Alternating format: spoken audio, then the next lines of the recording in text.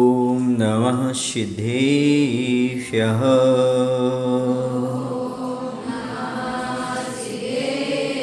ॐ नमः सिद्धेभ्यः।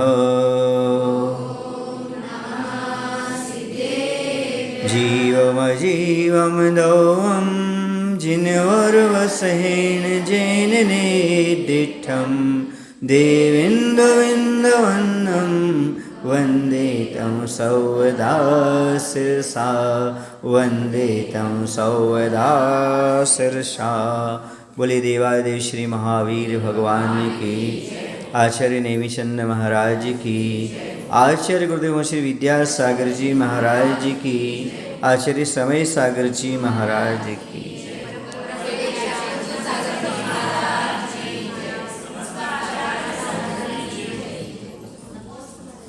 चारित्र का प्रकरण चल रहा है।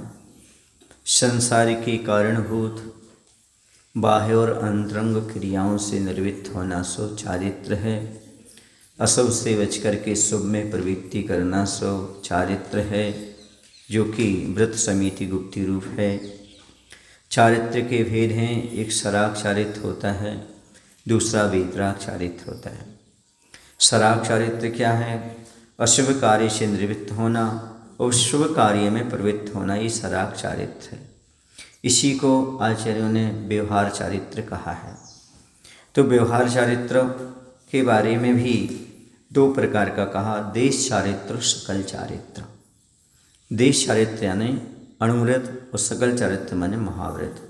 देश चारित्र क्या चीज़ है? तो सावकों के चारित्र को देश चारित्र कहते हैं। कोई सम्यक दृष्टि जीव है, उसके अप्रत्यक्ष वर्ण कसाय का अनुदर रूप क्षयोपशम होने पर उसके हिंसादि पापों का एक देश त्याग होना देश चारित्र कहलाता है। वह अनुचर होता है, मुनि महाराज का अनुचर होता है। वह अनुरूप से पापों का त्याग कर देता है, इसलिए वह अनुवृत्ति हो जाता है। अनुरूप से कैसे कर देता है? चूँकि 12 आवृत्ति होती हैं, उसमें एक आवृत्ति का त्याग कर देता है। त्रस हिंसा से व्रत हो जाता है और उसके जो 5 अनुव्रत हो जाते हैं, एक देश 5 पापों का त्याग कर देता है। ऐसा वह शावक होता है, सम्यक दृष्टि, उसके देश चारित्र होता है। चतुर्थ गुण स्थान में देश चारित्र नहीं होता, कोई भी चारित्र नहीं होता। आचरण मत ये कहा है, उसके बाद सम्यक्ताचरण चारित्र होता है। संवेग, अनुकंपा, आस्तिक और प्रशम भाव रूप जो आचरण होता है, उसी का नाम सम्यक्ताचरण चारित्र कहा है। उसे चारित्र नहीं कहा, सम्यक्त के साथ जो होना चाहिए वह बता दिया गया है। इसलिए चतुर्थ गुण स्थान का नाम ही है अव्रत सम्यक दृष्टि, असंयत सम्यक दृष्टि। जिसके पास संयम ना हो, जिसके पास व्रत ना हो, सम्यक दृष्टि तो है पर उसके पास व्रत नहीं है, ऐसा। अब इसको जो देश चारित्र वाला होता है, उसका एक ही गुण स्थान होता है, पंचम गुण स्थान। कौन सा गुण स्थान होता है? हाँ, तो जो अप्रत्यक्ष वर्ण नामक दूसरी कषाय का क्षयोपशम होने पर पृथ्वी, जल, अग्नि, वायु और वनस्पति इन 5 स्थावर जीवों के घात में प्रवृत्त होने पर भी यथाशक्ति त्रस जीवों के घात का त्याग करता है। एक इंद्रिय आदि की आराधना से नहीं बच पाता, क्योंकि गृहस्थ है, खेती करेगा, व्यापार करेगा, आजीविका के निर्वाह के लिए बहुत सी चीज़ें हैं, भोजन बनाएगा, परिक्रिया आदि रखेगा, ये सब तो इसलिए वह एक इंद्रिय की हिंसा से दूर नहीं हट पाता, मात्र त्रस जीवों की घात नहीं करता। और एक इंद्रिय भी जीवों का व्यथा घात नहीं करता, सावधानी पूर्वक सारे कार्य करता है ताकि ये पंचस्थावर जीवों का घात ना हो, ऐसा करके चलता है। फिर भी चूँकि ग्रस्त है, आरंभ सारंभ करता है, तो वह पंचस्थावर जीवों की हिंसा से बच नहीं पाता, फिर भी बचने का बहुत प्रयास करता है। अष्टमी चतुर्दशी आदि आरंभ आदि से बचने का प्रयास करता है। उपवास आदि करके भगवान के मंदिर में बैठता है, कोई घर के कोई कार्य नहीं करता है, सो बच जाता है ना। बहुत सारे ऐसे अनुवृत्ति हैं जो इस प्रकार का अपने जीवन में कार्य करते हैं। कि वह घर गृहस्थी के कार्यों में अष्टमी चतुर्दशी तो त्याग करके आ जाते हैं। पंचम और स्थानवती जो श्रावक होते हैं उनकी जो सोपान होते हैं वो प्रतिमाएं हुआ करती हैं। तो गृहस्थ जीवन की सोपान या सीढ़ियाँ या श्रेणियाँ होती हैं, उसे या पद होते हैं श्रावक के पद, वह प्रतिमा कहलाती हैं। तो प्रतिमाएं होती हैं 11: दर्शन प्रतिमा, व्रत प्रतिमा, सामायिक प्रतिमा, प्रोष्ठोपास प्रतिमा, सचित्र त्याग, देवा मैथुन या रात्रि उक्ति, 2 नाम हो सकते उसके, देवा मैथुन भी कहते हैं और देवा मैथुन त्याग और रात्रि उक्ति त्याग एक ही बात है।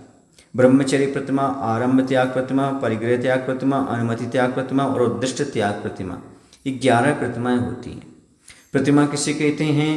तो प्रतिमा का अर्थ है शावक के पद, शावक के पदों का, श्रेणियों का और चारित्र का क्रम शावक का, वह कहलाता है प्रतिमाएं।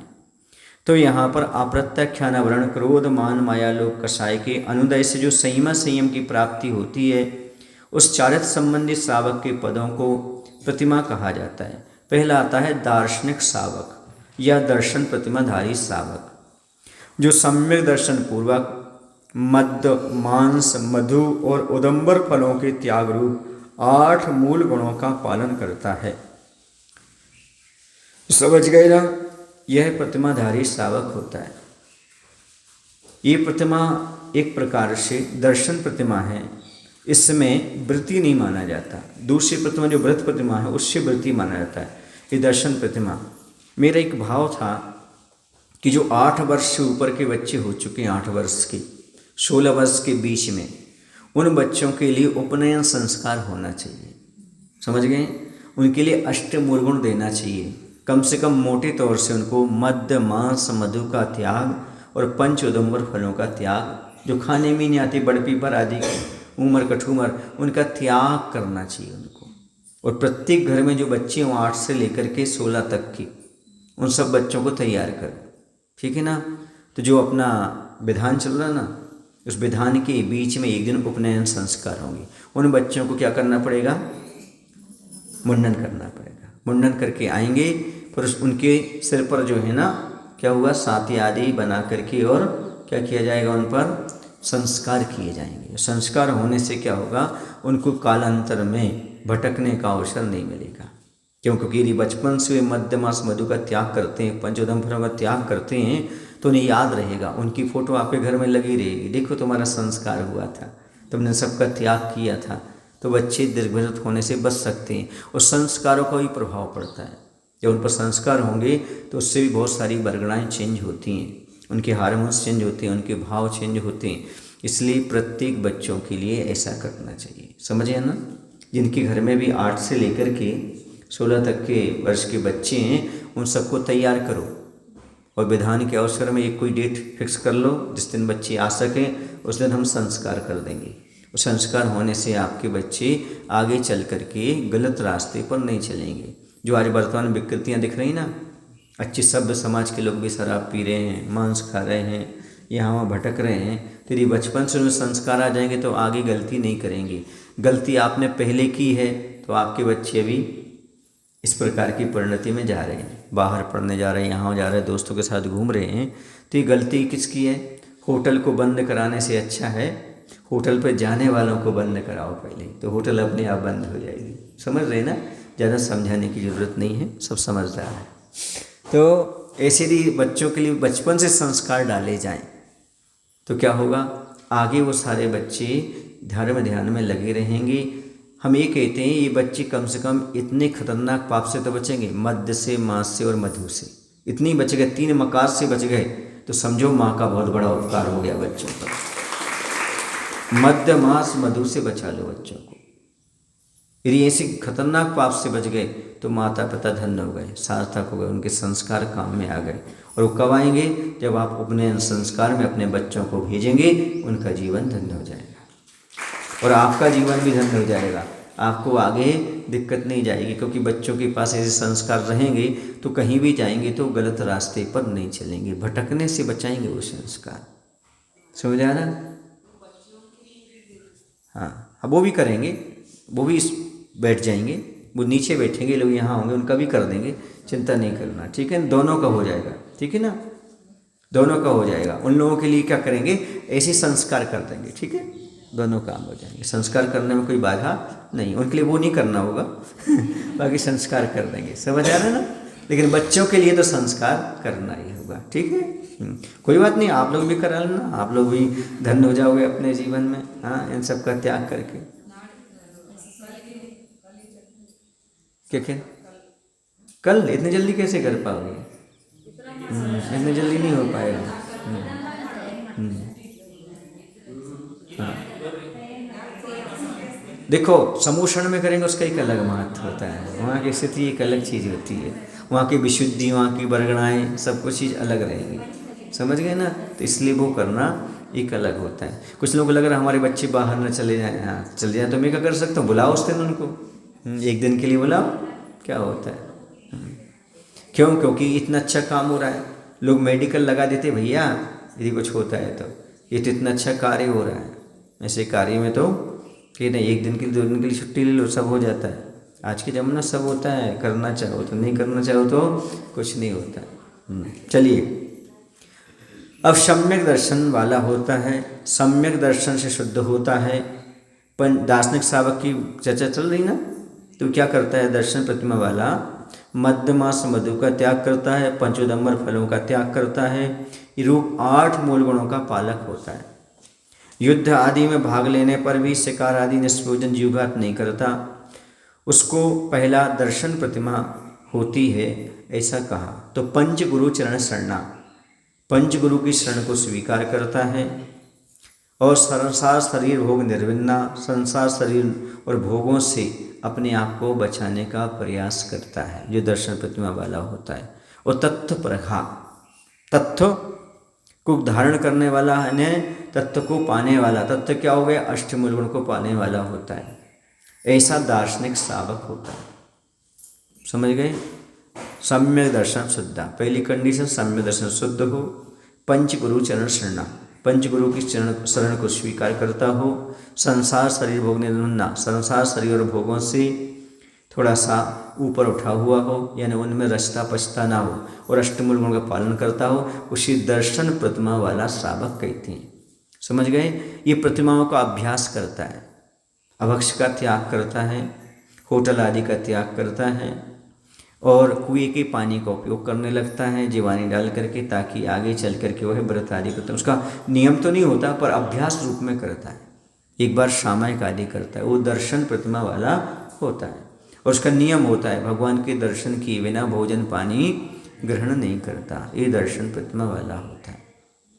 आचस्य का संस्मरण याद आता है, जब आचस्य उस समय स्तव निधि में थे, स्तव निधि में आचार्य देशभूषण जी महाराज के पास, उन्होंने सुन रखा था आचार्य ज्ञान सागर जी महाराज राजस्थान में हैं, तो वो वहाँ से जाने का भाव बना रहे थे। मैंने एक बार पूछा था आचर्य से, जी आचर्य आप ज्ञान सागर जी पास कैसे पहुँचे, तो बोले स्तव निधि में था, वहाँ पर आचार्य देशभूषण जी महाराज थे, आपके यहाँ पास में ना 30-40 किलोमीटर दूर होगा स्तव निधि। तो सुन रखा था ज्ञान सागर जी महाराज ऐसे ऐसे हैं, तो उनसे दर्शन करने के भाव थे, तो वहाँ से कोल्हापुर स्टेशन से बैठ गए थे। उनके पास उस समय 5 रुपये थे, कितने रुपए थे, बहुत होते थे 5 रुपये उस समय। कोल्हापुर स्टेशन बैठ कर के वहाँ गए थे, 2 दिन लग गए थे ट्रेन में राजस्थान पहुँचते पहुँचते, और 2 उपवास हो गए थे उनका, 2 उपवास मतलब बेला हो गया था। तो मैंने कहा आचार्य जी आप रास्ते में कहीं उतर कर के फल फूल खा लिए थे, तो आचार्य ने बहुत अच्छा जवाब दिया उस समय। सुनो, बहुमान के साथ आचार्य का अपने प्रतिमाओं के प्रति, तो उन्होंने एक ही शब्द कहा कि देखो देव दर्शन कहाँ करता, और देव दर्शन के बिना मैं पानी ग्रहण कैसे करता, क्योंकि मेरी सप्तम प्रतिमा थी, समझ आ रहा ना। और दूसरी बात उन्होंने कहा, उस समय तो मात्र ज्ञान सागर जी के दर्शन करने की इच्छा थी, बाकी सारी इच्छाएं गौण थी। हमने कहा लोग आजकल कर लेते हैं, तो आचार्य ने कहा ये सब मैं नहीं जानता था पहले, इतना सब कहाँ उतरना, कहाँ नहाना, क्या करना, कैसे करना, ये सब चीज़ नहीं, क्योंकि वहाँ पर तो एक इच्छा थी आचार्य ज्ञान सागर जी के दर्शन करना। समझ आ रहा ना? तो प्रतिमाओं के प्रति बहुमान ऐसा होना चाहिए, बिना दर्शन के भोजन पानी कैसे करूँगा। आजकल आचार्य के पास लोग पहुँच करके बोलते थे कि आचार्य जी हम लोग की प्रतिमाएं हैं, कभी यात्रा पर जा रहे हैं, भगवान के दर्शन ट्रेन में, तो क्या करें। तो आचार्य ने कहा पहले सारे दर्शन कर लो फिर प्रतिमा लो। समझ गए ना? विकल्प ना रहे। यदि करते भी हो तो कम से कम एक रस्सी का उस दिन त्याग करना चाहिए। किसका त्याग?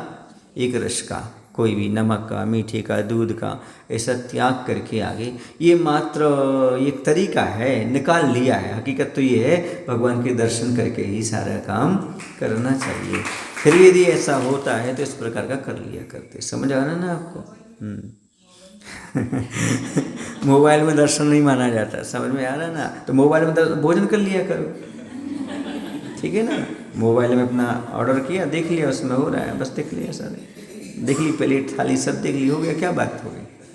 यदि मोबाइल में दर्शन प्रतिमा में दर्शन का नियम पूरा होता है तो थाली देख करके भोजन का भी नियम पूरा हो जाए फिर तो, है ना? ऐसा होता है क्या? हाँ, आज प्रगति ऐसी मत करो, है ना?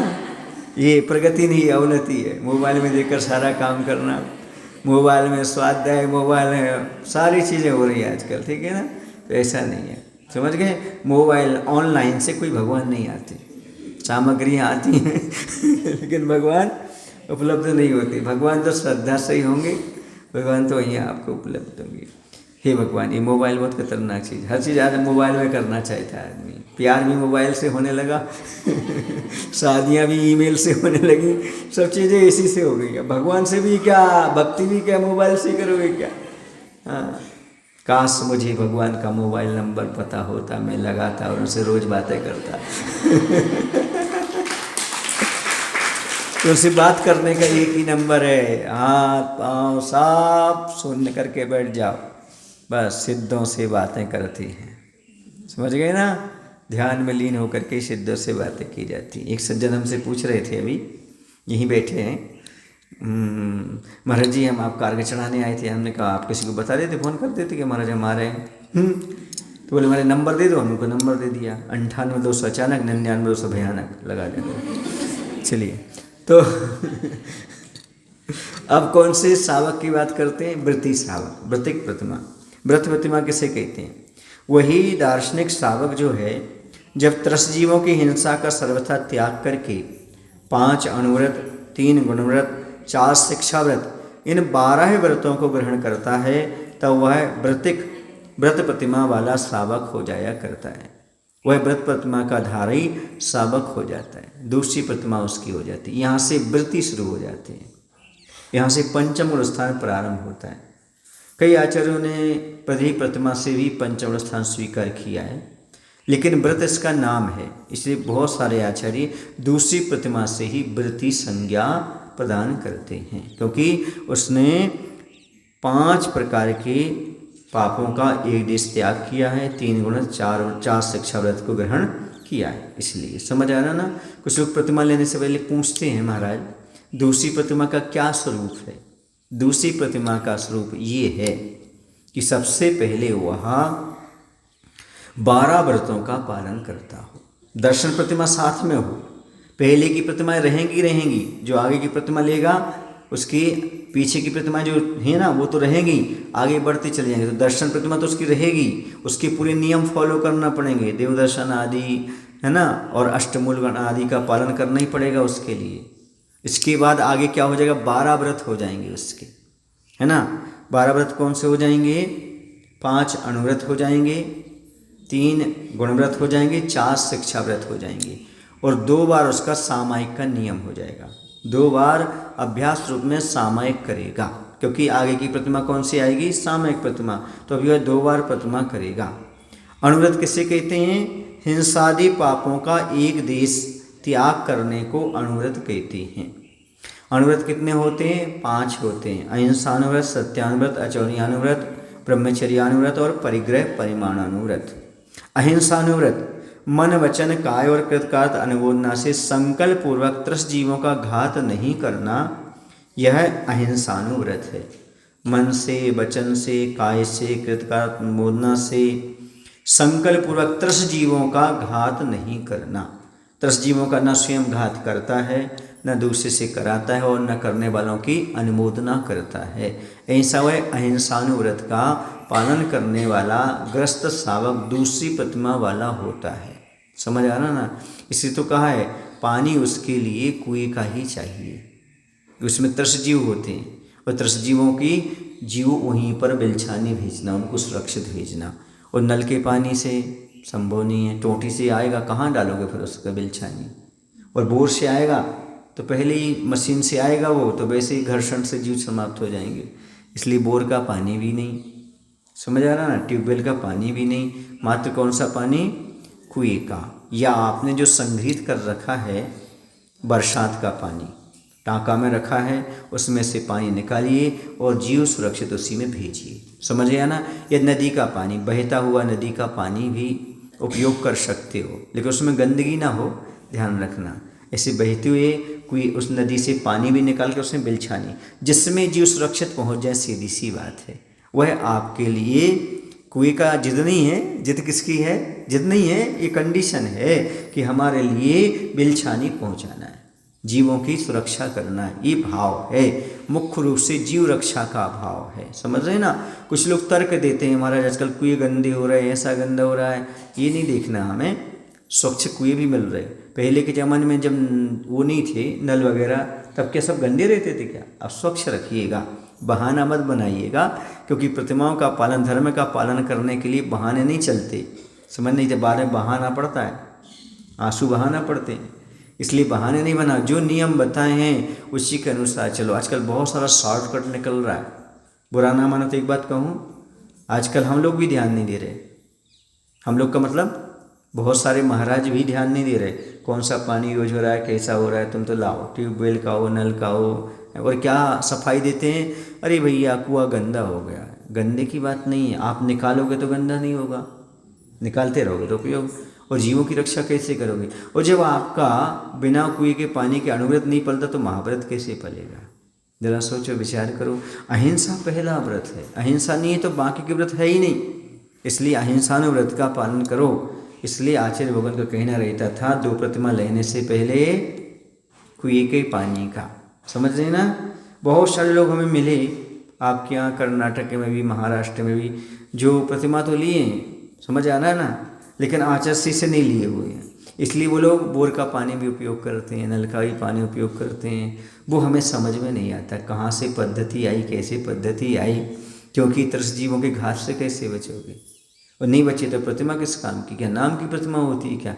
नहीं, प्रतिमा तो त्रस जीवों के घात से बचने रूप होती है। समझ आ रहा है ना? तभी वह पालन होता है, अन्यथा नहीं। फिर आता है इसके बाद सत्यानुव्रत, स्थूल झूठ, असत्य, ना स्वयं बोलना ना दूसरे से बुलवाना, और ऐसा सत्य नहीं बोलना जो विपत्ति का कारण हो, दूसरे पर विपत्ति का कारण बन जाए। ऐसा सत्य भी न स्वयं बोलना, दूसरे से बुलवाना ना ही बुलवाना, यह कहलाता है आपका सत्यानुव्रत। समझ गए? फिर आता है उसके बाद, कहने का तात्पर्य है स्थूल झूठ का त्याग करना, जिसके बोलने पर राजकीय सामाजिक दंड प्राप्त हो, है ना। किसी के अखबार में झूठी खबर आजकल ये बहुत चल रहा है ना, चैनल के माध्यम से यहाँ की बात वहाँ आधी अधूरी सुनी और प्रकाशित कर देना, दिग्भ्रमित करना, ये सारी चीज़ें क्या है? ये सब चीज़ें जो है ना, ये अनुवृत्ति के लिए शोभा नहीं देती। अचौर्यानुव्रत, किसी के रखे हुए, पड़े हुए अथवा बिल्कुल भूले हुए धन आदि को स्वयं लेना और न स्वयं को देना, न स्वयं लेना, न स्वयं न किसी को देना, ये कहलाता है अचौर्यानुव्रत। बिना पूछे किसी की वस्तु को ग्रहण नहीं करना। सुन रहे ना? जल और मृतिका बिन और न कछु गहे अदत्ता, जल और मिट्टी के अलावा, मन्नू, हाँ, नीरू मन्नू, इन दोनों के बिना कोई भी चीज़ ग्रहण नहीं करना बिना दिए हुए। ये वो सरकारी, किसी के खेत में जाके नहीं, सरकार की जो मिट्टी पड़ी है, जो कुआं है, उसका क्या करना, उसका पानी और मिट्टी ले सकते हैं, लेकिन बिना पूछे किसी कोई सामग्री न लेना न देना। समझ गए ना? रास्ते में कोई चीज़ पड़ी है, पड़ी रहने दो, उसको उठाकर किसी को देना नहीं। यदि किसी की है, आपको मालूम है, तो उसको दे सकते हो, बाकी किसी को उठाकर किसी को देना नहीं। उसे उठा करके मंदिर की गुल्लक में डालना नहीं, किसी को देना नहीं। महाराज और को उठा ले जाए वो जाने, तुम तो दोष से मुक्त हो, तुम्हें कोई वस्तु कहीं से उठाना नहीं, किसी की रखी पड़ी हुई वस्तु को ग्रहण नहीं करना। ये आचर्यानु व्रत होता है। ब्रह्मचर्यानु व्रत, पाप के भय से पर स्त्रियों को न स्वयं सेवन करना और न दूसरों को सेवन कराना, ये ब्रह्मचर्यानु व्रत कहलाता है। जिससे विवाह हुआ है, विवाहित स्त्री के अलावा, विवाहित पुरुष के अलावा और अन्य स्त्रियों के प्रति माता बहन जैसा व्यवहार करना, उस दृष्टि से देखना, किसी के प्रति भी दृष्टि नहीं बिगाड़ना, ये पाप के भय से, और किसी के भय से नहीं, पत्नी के भय से नहीं, पति के भय से नहीं, समाज के भय से नहीं, पाप के भय से। मुख्य रूप क्या है, इससे पाप लगेगा, ऐसा सोच करके अन्य स्त्रियों से विरक्त हो जाना। मात्र जो आपकी विषय वासना है वो मात्र विवाहित स्त्री के साथ ही सीमित रखना, ये कहलाते ब्रह्मचर्यानुव्रत। इसे सौदार संतोष व्रत भी कहते हैं। जिसे पर्युषण पर्व में हमने बताया था, बहुत से लोगों ने आकर के पति पत्नी ने नियम भी लिया था, क्या कि महाराज हम अपने स्त्री अपने पति में ही संतुष्ट रहेंगे, अन्यत्र दृष्टि नहीं बिगाड़ेंगे। ऐसा नियम लेकर के बहुत सारे लोग गए थे। यहाँ भी बैठे हुए हैं जिन्होंने नियम लिया था। जिनने अभी नहीं लिया है तो वो आकर के ले सकते हो, अपने पति पत्नी दोनों आकर के, कि हम मात्र अपने आप में ही संतुष्ट रहेंगे, अन्य जगह दृष्टि नहीं बिगाड़ेंगे। समझ गए? ये ब्रह्मचर्यानुव्रत है, भोग को लिमिट कर लेना। फिर आता है परिग्रह परिमाणानुव्रत, इसको इच्छा परिमाण व्रत भी कहते हैं। धन दान आदि परिग्रह का परिमाण करके उससे अधिक में इच्छा रहित होना परिग्रह परिमाणानुव्रत है। परिग्रह का इच्छा का परिमाण कर लेना, हमने परिग्रह का परिमाण कर लिया पर अभी और इच्छा है लेने की, तो ठीक नहीं, इसे इच्छा परिमाण कहा। क्या कहा? परिग्रह के परिमाण के साथ साथ इच्छा परिमाण व्रत करना। फिर आता है गुणव्रत। गुणव्रत किसे कहते हैं? जिनके पालन करने से अणुव्रतों में वृद्धि हो, उन्हें कहते हैं गुणव्रत। जो अपने अणुव्रत लिए उसमें वृद्धि दिलाने वाले गुणव्रत। गुणव्रत कितने होते हैं? 3 होते हैं, दिग्व्रत, देशव्रत और अनर्थ दंडव्रत। दिग्व्रत किसे कहते हैं? 10 दिशाओं में आने जाने की सीमा निश्चित कर जीवन भर उस सीमा से बाहर नहीं जाना, दिग्व्रत कहलाता है। समझ गए? आपने दिशाएं निर्धारित कर ली आने जाने की, कहाँ तक जाएंगी, उत्तर में कहाँ, पूर्व में कहाँ, पश्चिम में कहाँ, दक्षिण में कहाँ, विदेश के जाने का त्याग, समझ आना ना, ये सब सीमा निर्धारित करने दिग्व्रत कहलाता है। फिर आता देशव्रत। दिग्व्रत में की गई जो मर्यादा की उसके भीतर इस गांव, गली, घर, बाजार, बाग तक निश्चित समय के लिए आने जाने का प्रमाण करके उससे बाहर नहीं जाना, देशव्रत कहलाता है। कहने का तात्पर्य जो आपने दिशाओं में बांधा था ना, उसका और सीमित कर दिया। आपने कहा था कि मान लो हम बेलगांव जिले से बाहर नहीं जाएंगे, अब नियम ले लिया सतलगा से बाहर नहीं जाएंगे, इस नदी दूधगंगा नदी के बाहर नहीं जाएंगे, अष्टमी को, चतुर्दशी आदि को संकल्प कर लिया, तो क्या हो जाएगा? वो आपका और सीमित हो जाएगा। तो ये सब उससे बाहर जो पाप हो रहा है उससे आप बच जाओगे। आप कहाँ तक रह जाओगे? यहीं तक रहेगा, बाकी आपका जाने आने का त्याग नहीं है। तो जहाँ जो कुछ हो रहा है उस सब का आपको दोष लगेगा। फिर आता है अनर्थ दंडव्रत। दिग्व्रत की मर्यादा के भीतर प्रयोजन रहित पाप पूर्ण मन वचन काय के व्यापार रूप योगों से निर्वृत्त होना अनर्थ दंड। अनर्थ का अर्थ होता है जिससे कोई प्रयोजन नहीं है। अब जैसे आपने पंखा चलाया, छोड़ के चले गए, अब चल रहा है पंखा, ये अनर्थ दंड है ना। रास्ते में चले जा रहे हो, लकड़ी ली है, खोदते चले जा रहे हो, हाथ में लकड़ी है, कहीं जा रहे हो तो खेत के साइड, तो पेड़ पौधों में मारते चले जा रहे हो, इसका कोई उद्देश्य है क्या? तो व्यर्थ में ये कार्य नहीं करना। पानी ढोलना व्यर्थ में, सुबह से निकले बाहर, बस नल आ रहे थे तो बस सींचने लग गए पूरे के पूरी रोड के लिए, ये अनर्थ है। ये प्रतिमाधारियों का काम नहीं है। समझ में आ रहा है ना? जो व्रत लेते हैं उनका ये काम नहीं है, इनसे बचो। समझ गए? ये अनर्थ है, इससे आपका कोई प्रयोजन नहीं है। रोड पर लेकर के पूरा का पूरा करने लग रहा है, साफ सफाई, ये सब, ये प्रतिमाधारी के काम नहीं होते, क्योंकि उनके लिए समझना अनर्थ से बचना है। बिना प्रयोजन पंखा चलाना, चलाकर छोड़ के चले जाना, अग्नि आदि जलाना, छोड़ जाना, लाइट जला करके छोड़ गए, अब जल रही है, ये सारा काम हो रहा है। समझ में आ रहा है ना? तो ये सब काम नहीं होना चाहिए। जो आपने त्याग किया है एक इंद्रिय आदि जीवों के घात से, तो उसमें व्यर्थ का मत जलाओ। अब आप तो पंखा चला के चले गए, लाइट चला के चले गए, अब वो कौन बंद करेगा? कोई नहीं, चल रही है, चल रहा है। ये अनर्थ दंड होता है। अनर्थ दंड का एक उदाहरण आपको दें, व्यर्थ में हाथ पैर चलाते ना, उसका बता दें। हम टढ़ा गांव में थे, टढ़ा, ठीक है ना, सागर जिले में है। उसी के पास एक केसली गांव है। तो एक दादाजी रात्रि में निकले लघु शंका के लिए, और जब बाहर निकले तो वहाँ रास्ते में कुछ बड़ी सी पनी वगैरह पड़ी होगी, पॉलीथीन वगैरह, है ना। तो उन्होंने उस पॉलीथीन को, व्यर्थ में, कोई प्रयोजन नहीं था, उसको ऐसे पैर से सकेल दिया। उसके अंदर सांप बैठा था, उसने उनके पैर में काट लिया, वहीं गिर गए, फिर शुक्र आया और चले गए। ये है अनर्थदंड। क्या जरूरत थी, वो पॉलीथीन पड़ी थी, उसको पैर लगाने की क्या जरूरत थी, हाँ, उसने काटा और वह समाप्त हो गए। तो ऐसा होता है, ये अनर्थ, कोई मतलब नहीं, व्यर्थ और जीवन समाप्त हो जाता है। इसलिए इसे अनर्थ दंड से बचना चाहिए, अनर्थ दंड व्रत लेना चाहिए। अनर्थ कार्य जिसका कोई प्रयोजन नहीं है वो आप कर रहे हैं। मंदिर में आके पंखा चलाया, उसका कोई प्रयोजन नहीं है, लाइट जले, उसका कोई प्रयोजन नहीं है। यदि आप करते हो तो उतने समय तक करके बंद कर देना चाहिए। ये सब निष्प्रयोजन आपका कार्य चल रहा है, बहुत सारा चल रहा है आजकल। तो ये तो थोड़ा ही सा हो रहा है। मंदिर में आए, नल की टोटी चालू की, जल्दी जल्दी में चालू छोड़ दी, और कितना पानी बहेगा, कितने जीव जाएंगे मालूम ही नहीं। नाली में जा रहा है, कहाँ जा रहा है, कैसा जा रहा है। ये विचार किसको करना चाहिए, जिसने प्रतिमा ली हैं, और नहीं भी ली हैं तो भी उन्हें विवेक रखना चाहिए। अब आता शिक्षा व्रत। क्या आते हैं, शिक्षा व्रत। जिन व्रतों के पालन करने से मुनि धर्म के पालन करने की शिक्षा मिलती है उन्हें शिक्षा व्रत कहते हैं। सामायिक है, प्रोस्तोपवास है, भोगोभोग परिमाण है, अतिथि संविभाग है, समझ रहे ना, ये कहलाते हैं शिक्षा व्रत। किसी निश्चित समय तक 5 पापों का संपूर्ण रूप से त्याग करने को सामायिक शिक्षा व्रत कहते हैं। प्रोस्तोपवास, प्रत्येक अष्टमी चतुर्दशी के दिन व्रत विधान की इच्छा से 4 प्रकार के आहार का त्याग करना प्रोस्तोपवास शिक्षा व्रत कहलाता है।